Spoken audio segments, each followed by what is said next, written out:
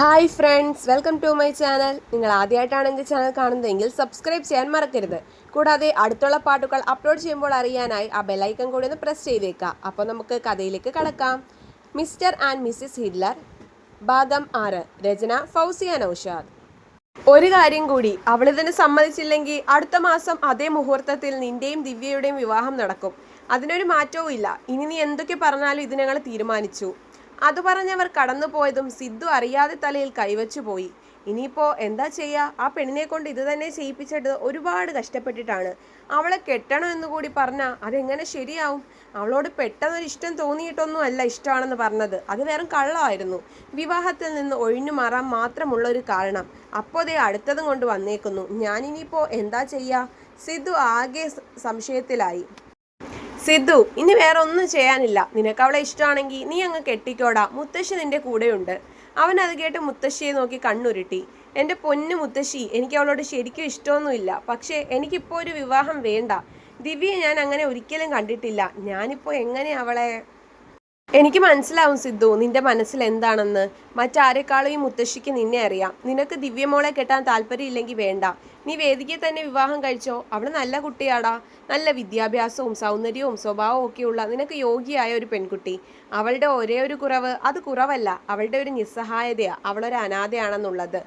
അവൻ മുത്തശ്ശി പറയുന്നത് ക്ഷമയോടെ കേട്ടു. അവർ തുടർന്നു. സ്നേഹം ഒരുപാട് കിട്ടുന്നവർക്ക് കൊടുക്കുന്നതിനേക്കാൾ സ്നേഹം കിട്ടാത്തവർക്ക് വേണം നമ്മൾ കൊടുക്കാൻ. കാരണം എന്താണെന്നോ, അവർ അതിനിരട്ടിയായി നമ്മളെ സ്നേഹിക്കും. അവരുടെ ലോകം തന്നെ നമ്മളായിട്ട് മാറും.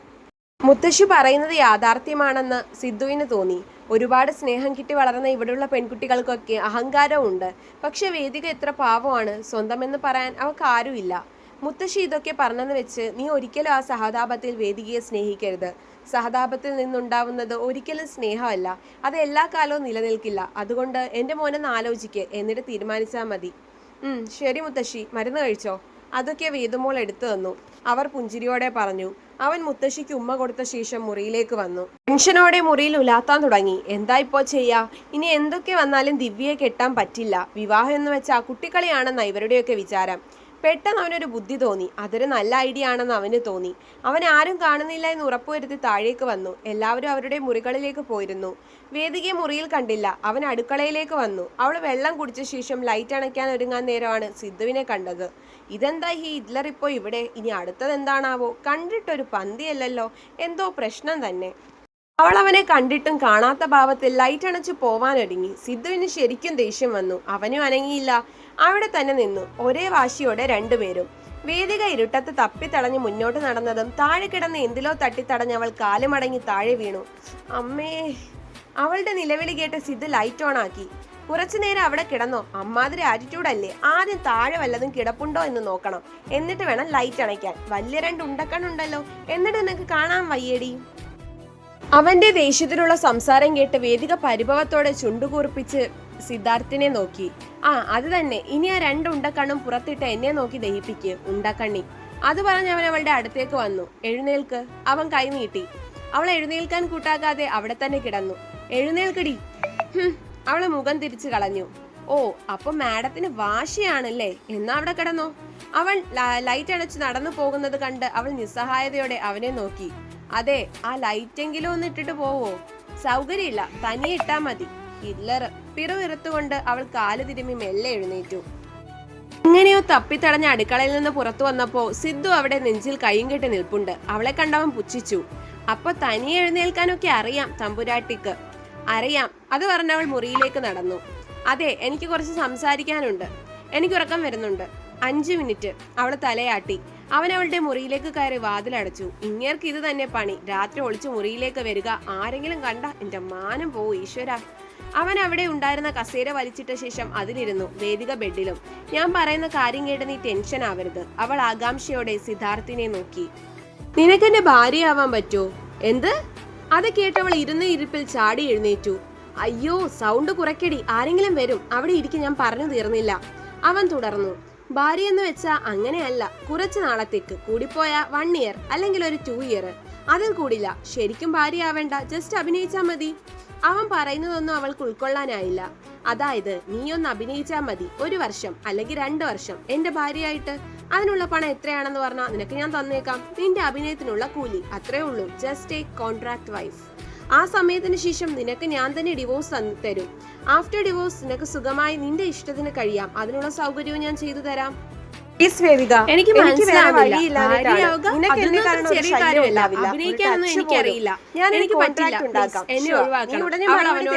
ഒരു 2 വീക്സ് സമയം ഞാൻ തരാം.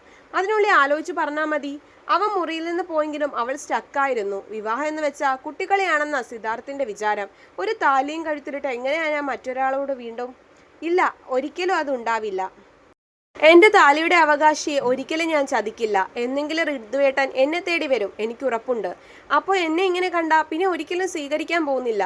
സിദ്ധുവിനോട് തനിക്ക് തീരാത്ത കടപ്പാടുണ്ട്. നാണം കെട്ടു നിന്ന സന്ദർഭത്തിൽ സഹായിച്ചു, താമസിക്കാൻ ഇടം തന്നു, ഭക്ഷണം നൽകി, എല്ലാ സൗകര്യങ്ങളും എന്ന് വെച്ച് അതിനൊക്കെ തന്റെ ജീവിതം കൊണ്ട് കളിക്കണോ? അവൾ ആകെ ആശയക്കുഴപ്പത്തിലായി. എന്തു വന്നാലും അതൊരിക്കലും നടക്കില്ല, അവൾ തീരുമാനിച്ചു. അവൾ എന്തു പറഞ്ഞു? അനാഥാലയത്തിലെ ആയമാർ മടങ്ങിയെത്തിയ ഉടനെ രുദ്രൻ അവരെ തേടിയെത്തി. അവൾ വരില്ല.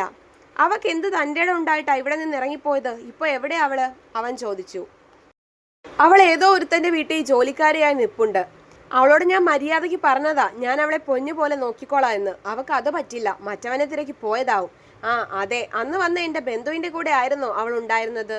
അല്ല, ആ പയ്യനല്ല, ഇത് വേറെ ആരോ. ഞങ്ങൾ ആദ്യമായിട്ട് കാണുകയാ. അവന്റെ ഉത്തരവാദിത്വത്തിൽ അവളെ അവന്റെ ഒപ്പം വിട്ടു അവർ. അവളിനി വരില്ല. അവളെ കൊണ്ടുവരും ഞാൻ. എനിക്ക് വേണം അവളെ എൻ്റെ ഭാര്യയായിട്ട്. എവിടെയായാലും അവളെ ഞാൻ കണ്ടുപിടിച്ചിരിക്കും, രുദ്രൻ തീരുമാനിച്ചുറപ്പിച്ചു. നീ എന്താ മോളെ കാണിക്കുന്നത്? ചായ മുഴുവൻ തിളകി തൂകിയല്ലോ. എൻ്റെ ഈശ്വര, ആരെങ്കിലും കണ്ടുകൊണ്ട് വന്നാൽ തീർന്നു. സിദ്ധു സാറ് കണ്ടാ പണി പോവും. ലക്ഷ്മി അമ്മയുടെ ബഹളമാണ് അവളെ ചിന്തകളിൽ നിന്ന് ഉണർത്തിയത്. അയ്യോ, ചായ ഫുള്ള് തിളച്ചു തൂകിയല്ലോ. ഞാൻ എന്താലോചിച്ച് നിൽക്കുകയായിരുന്നു. അവൾ വേഗം തന്നെ അവിടെ വൃത്തിയാക്കി. ആ സമയം കൊണ്ട് അവർ ചായ ശരിയാക്കി. ഞാൻ കൊടുത്തോളാം ലക്ഷ്മി അമ്മേ. അവളത് വാങ്ങി ഓരോ മുറിയിലേക്കും പോയി. സത്യത്തിൽ അപ്പോഴാണ് അവൾ ആ മുറികൾ എണ്ണുന്നത്. നടന്ന് നടു ഒടിഞ്ഞു. എത്ര മുറികളാണ്? ഓരോ മുറിയിലും പോയി തട്ടി വിളിച്ച് ചായ കൊടുക്കണം. എന്തൊക്കെ ശീലങ്ങളാണ് ഇവർക്ക്. ഗുഡ് മോർണിംഗ് വേദിക. അവളെ കണ്ട ഉടനെ ദീപക് വിഷ് ചെയ്തു. Good morning. അവളെ തിരികെയും വിഷ് ചെയ്തു.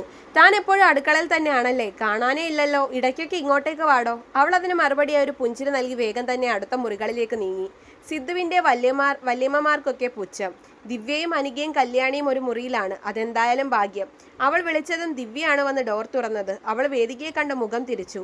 എനിക്ക് വേണ്ട നിന്റെ ചായ. നീ ഇത് കൊണ്ടു കൊടുത്തിനി ബാക്കിയുള്ള ആണുങ്ങളെ കൂടി വശീകരിക്കാനാണോടി? അവൾ അതിന് മറുപടി പറഞ്ഞില്ല. മുടി എന്തിനാ ഇത്രയും വളർത്തുന്നത്? വെട്ടിക്കളഞ്ഞൂടെ? ഐശ്വര്യറാണിയാണെന്നാ വിചാരം. അവളുടെ അരയോളം കവിഞ്ഞു കിടക്കുന്ന മുടിയിലേക്ക് അസൂയയോടെ നോക്കി ദിവ്യ ചോദിച്ചു. അതെന്റെ മുടിയല്ലേ ചേച്ചി? വെട്ടുന്നതും വെട്ടാത്തതും എൻ്റെ ഇഷ്ടമല്ലേ? നീ എന്താടി പറഞ്ഞത്? ദിവ്യ തട്ടിക്കയറാൻ തുടങ്ങിയതും അവൾ അവിടെ നിന്ന് നടന്നകന്നു. ഓരോ മുറിയിലും ആരാണെന്നറിയാതെ തന്നെയാണ് അവൾ തട്ടിയത്. സിദ്ധുവിന്റെ മുറിയാണെന്നറിയാതെ അവൾ മുകളിലത്തെ ഏറ്റവും ഒടുവിലെ മുറിയിൽ വാതിൽ തട്ടി. തുടരും. അപ്പോൾ നിങ്ങൾക്ക് എൻ്റെ കഥ ഇഷ്ടമായെങ്കിൽ ലൈക്ക് ചെയ്യാനും ഷെയർ ചെയ്യാനും കമൻറ്റ് ചെയ്യാനും മറക്കണ്ട. നന്ദി.